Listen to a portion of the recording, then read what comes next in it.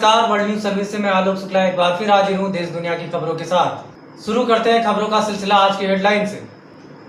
भारत के आगे झुकने को मजबूर हुआ चीन, 10 भारतीय जवानों को किया रिहा।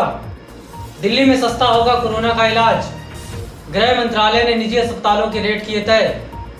जम्मू कश्मीर के सोपिया पंपोर में 24 घंटे में 8 आतंकी ढेर, इस साल मारे गए 100 से ज्यादा आतंकी। चीन की चालबाजी पर अमेरिका की कड़ी नजर, कहा भारत को उकसा रहा है ड्रैगन। दुनिया भर में कोरोना ने ली 4.5 लाख लोगों की जान, मरीजों की संख्या 85 लाख के करीब। 50 साल के हुए राहुल गांधी, शहीदों के सम्मान में नहीं मनाएंगे जन्मदिन। भारत चीन विवाद के बीच वायुसेना प्रमुख पहुंचे लेह लद्दाख, अग्रिम सीमा पर लड़ाकू विमान तैनात। गलवान हिंसक झड़प पर बोले राहुल गांधी, केंद्र सरकार सोती रही, कीमत जवानों को चुकानी पड़ी। राज्यसभा चुनावों को लेकर सीएम शिवराज की ओर से शुरू हुई प्रक्रिया, कांग्रेस के लिए होगी क्रॉस वोटिंग। कोरोना वायरस और चक्रवात अम्फान से लड़ने के लिए भारत को 1700 करोड़ देगा फ्रांस। चीन के खिलाफ एक्शन में सरकार, आयात घटाने पर कर रही है विचार। सर्वदलीय बैठक से पहले राजनाथ सिंह ने की सोनिया गांधी से बात, बैठक में शामिल होने का दिया न्योता। 23 जून को RIC वर्चुअल बैठक में भाग लेंगे एस जयशंकर, LAC के मुद्दे पर हो सकती है चर्चा। फारूक अब्दुल्ला की भारत चीन से अपील, युद्ध समाधान नहीं संवाद के जरिए कम होगा तनाव। कांग्रेस ने मणिपुर में सरकार बनाने का दावा किया पेश, गवर्नर से की विशेष सत्र बुलाने की मांग। झारखंड सरकार की कैबिनेट बैठक में मिली 25 प्रस्तावों को मंजूरी, पेट्रोल और डीजल के दामों पर बढ़ेगा टैक्स। पीएम मोदी आज बिहार के खगड़िया जिले से गरीब कल्याण रोजगार योजना की करेंगे शुरुआत। उत्तराखंड सीएम त्रिवेंद्र रावत ने सचिवालय में की जल जीवन मिशन की समीक्षा, अधिकारियों को दिए निर्देश। पूर्व सीएम कमलनाथ का छलका दर्द, बोले भाजपा ने षड्यंत्र और सौदेबाजी से हासिल की सत्ता।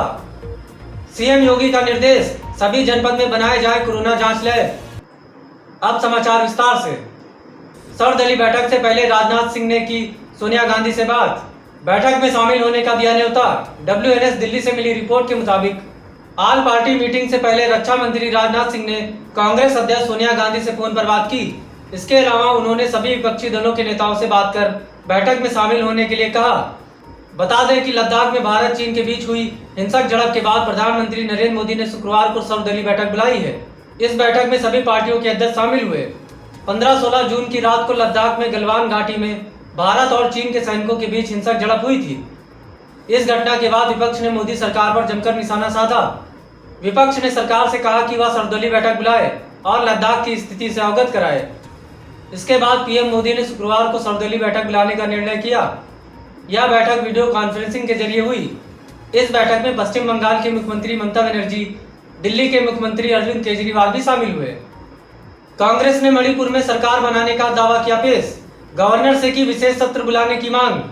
WNS मणिपुर से मिली रिपोर्ट के मुताबिक मणिपुर में भाजपा के 3 विधायकों समेत मंत्रियों के इस्तीफे के बाद बीरेन्द्र सिंह सरकार संकट में आ गई है। कांग्रेस पार्टी ने मणिपुर में सरकार बनाने का दावा पेश कर दिया है और राज्यपाल से विधानसभा का विशेष सत्र बुलाने की मांग की है, ताकि बहुमत साबित करने के लिए फ्लोर टेस्ट करवाया जा सके। बुधवार को सत्तारूढ़ पार्टी के 3 विधायक इस्तीफा देकर कांग्रेस में शामिल हो गए। इसके अलावा नेशनल पीपल्स पार्टी के 4, 1 NCP और 1 निर्दलीय विधायक ने भी सरकार के समर्थन वापस लेने की घोषणा कर दी है। इस घटनाक्रम के बाद मणिपुर की भारतीय जनता पार्टी सरकार अल्पमत में आ गई है और मौका देखते हुए कांग्रेस पार्टी ने सरकार बनाने का दावा पेश कर दिया है।